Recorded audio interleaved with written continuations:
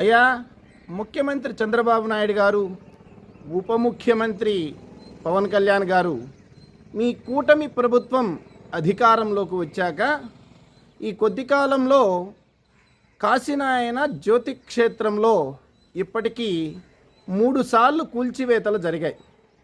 మొదటి 2 సార్లు కూల్చివేతలు జరిగాక మా దృష్టికి వచ్చినప్పుడు మేమేమనుకున్నామంటే, ప్రభుత్వానికి అనేక సమస్యలు ఉన్నాయి, మనం కొత్త సమస్యను సృష్టించకూడదు, పాలకులు ఆలోచన చేస్తారు, సరైనటువంటి నిర్ణయాలు చేస్తారు అని మేము ఆశించాం. కానీ దానికి భిన్నంగా మూడోసారి వచ్చి మరికొన్ని నిర్మాణాలని కూల్చివేశారు. నా విష్ణు పృథివీపతి అని మేము నమ్ముతాం. పాలకులలో శ్రీ మహావిష్ణువు అంశం ఉంటుందని భావన. అంటే శ్రీ మహావిష్ణువు అంటే స్థితికారుడు అని, పోషించేవాడు, పాలించేవాడు, సంరక్షించేవాడు అని మేము నమ్ముతాం. పాలకులుగా ప్రజల్ని పోషించి సంరక్షించాల్సిన బాధ్యత మీదే. అయితే కడుపున పుట్టినటువంటి బిడ్డలు పట్టించుకోకపోతే, అన్నం పెట్టకపోతే ఆశ్రయం ఇచ్చి వాళ్ళకి అన్నం పెట్టి పోషిస్తున్నటువంటి కాశీనాయన క్షేత్రం మీరు చేయాల్సిన పని చేస్తుంది అని మీకేమైనా కోపం వచ్చిందేమో మాకు అర్థం కాలేదు. అయ్యా, మీరు కూలగొడుతుంది కేవలం నిర్మాణాలని మాత్రమే అని మీరు అనుకుంటున్నారేమో, మాకు తెలియటం లేదు కానివ్వండి. మీరు కూలగొడుతుంది కేవలం నిర్మాణాలని మాత్రమే కాదు బాబు. కన్నబిడ్డలు భోజనం పెట్టకపోతే అన్నమో రామచంద్ర అని అలమటించకుండా ఆ వృద్ధుల్ని అక్కున చేర్చుకొని అన్నం పెట్టుతున్నటువంటి ఓ మహావృక్షాన్ని మీరు కూలగొడుతున్నారు. ఏ కులం వాళ్ళు వచ్చారు, ఏ ప్రాంతం నుండి వచ్చారు, ఏ మతం వాళ్ళు వచ్చారు అని చూడకుండా అందరినీ అక్కున చేర్చుకొని భోజనం పెట్టేటువంటి జ్యోతిక్షేత్రాన్ని కూల్చడం ద్వారా ఓ సమతా కేంద్రాన్ని విచ్ఛిన్నం చేస్తున్నాము అనే ఆలోచన మీకు కలగలేదా? ఆలోచన చేయండి. అయ్యా చంద్రబాబు నాయుడు గారు, గతంలో మీరు అధికారంలో ఉన్నప్పుడే మీ హయాంలోనే జ్యోతి ఉన్నటువంటి ఆ మండలానికి కాశీనాయన మండలం అని నామకరణం చేశారు. కాశీనాయన మండలంలో కాశీనాయన పేరు ఉండవచ్చు, కానీ కాశీనాయన క్షేత్రం ఉండకూడదు అని మీకేమన్నా అనిపించిందా? మాకు తెలియచేయండి. అయ్యా పవన్ కళ్యాణ్ గారు, మీరంటే మాకు గౌరవం. మీ ఆవేశం వెనుక నిజాయితీ ఉంటుంది, ఆలోచన ఉంటుంది అని మేము నమ్ముతాం. ధార్మిక మండలి ఏర్పాటు చేస్తాం, ఈ ధర్మాన్ని సంరక్షిస్తాం, దేవాలయాలను, ఆశ్రమాలని పరిరక్షిస్తాం లాంటి మాటలు మీ నుండి వచ్చినప్పుడు మేము పొంగిపోయాం.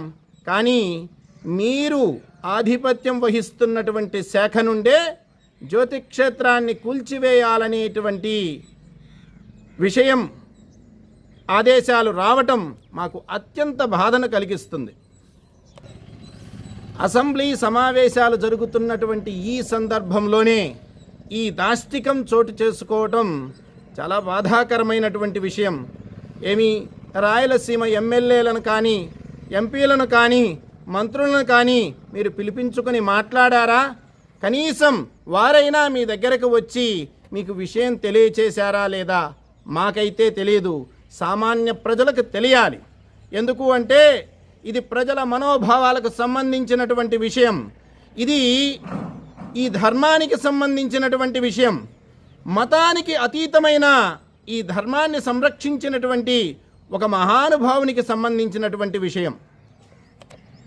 ఇటువంటి విషయంలో ప్రజల అభిప్రాయాలు ఏమిటని కానీ, ఈ ప్రాంతంలో ప్రాతినిధ్యం వహిస్తున్నటువంటి ప్రజాప్రతినిధుల అభిప్రాయాలు ఏమిటని కానీ కనీసం తెలుసుకున్నారా పవన్ కళ్యాణ్ గారు? కేవలం ఆవేశంతోనే ఈ నిర్ణయం చేశారా? మాకు తెలియాలి.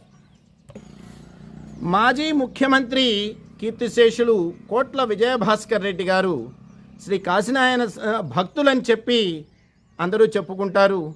అనేక సందర్భాల్లో ఆయన కాశీనాయన్ని దర్శించుకున్నారు. అలాగనే తెలుగుదేశం మంత్రిగా ఉన్నటువంటి వీరారెడ్డి గారు కాశీనాయనకి పరమభక్తులని, ఎక్కువగా కాశీనాయన దగ్గరికి వస్తూ ఉండేవారని అందరూ చెప్పుకుంటారు. వారి హయాంలోనే రోడ్లు వేయటం, ప్రభుత్వ ఖర్చులతో కరెంటు అందించటం లాంటి పనులు జరిగాయి. అంతేకాకుండా ఎంపీ నిధులతో అక్కడ కొన్ని నిర్మాణాలు చేశారు. స్త్రీల కోసం మరుగుదొడ్లు లాంటివి నిర్మాణాలు చేశారు. బట్టలు మార్చుకోవడానికి, సిగ్గుదాచుకోవడానికి ఉండేటువంటి ఆ మరుగుదొడ్లను కూడా కూల్చడంలో ఆంతర్యం ఏమిటో సామాన్యుడికి బోధపడటం లేదు. ఈ కూల్చివేతల ద్వారా కోట్ల విజయభాస్కర్ రెడ్డి గారు కానివ్వండి, లేదా వీరారెడ్డి గారు కానివ్వండి, గత 30 సంవత్సరాల నుండి ఉన్నటువంటి ప్రభుత్వాలు కానివ్వండి, గతంలో మీ ప్రభుత్వం కానివ్వండి, తప్పులు చేశాయి, తప్పు చేసింది అని ప్రజలకు మీరు చెప్పాలనుకుంటున్నారా? సవివరంగా తెలియచేస్తే బాగుంటుంది. లేదంటే ప్రభుత్వ నిధులతో నిర్మాణాలు చేశాము, ప్రభుత్వమే కూల్చాలి, ప్రభుత్వం చేసిన నిర్మాణాలు ప్రభుత్వమే కూలిస్తే బాగుంటుంది అనేటువంటి విషయాన్ని ఆనవాయితీగా మీరు తీసుకున్నారా? ఇది కూడా తెలియాలి. అయ్యా, ఇది భక్తుల మనోభావాలకు సంబంధించినటువంటి విషయం. రాయలసీమ ప్రాంతాన్ని తీవ్రంగా ప్రభావితం చేసేటువంటి అంశం. కాశీనాయనకు కులం లేదు, మతం లేదు. కులాతీతంగా, మతాతీతంగా వ్యవహరించిన కాశీనాయన కులాన్ని మీరు చూస్తున్నారేమో, ఆయన మతాన్ని మీరు చూస్తున్నారేమో అనే ఆలోచన సామాన్య ప్రజలకు కలుగుతుంది. దానితోనే ఇవి చేస్తున్నారేమో అని కొంతమంది మాట్లాడుకుంటూ ఉన్నారు.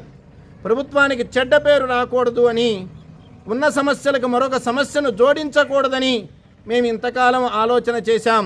ప్రజాక్షేత్రంలో ఇది ఉద్యమంగా పరిగణించక ముందే సరైనటువంటి ఆలోచన చేయండి, సరైనటువంటి చర్యలు తీసుకోండి, కాశీనాయన క్షేత్రాన్ని కాపాడండి. జై శ్రీరామ్, భారత్ మాతాకి జై.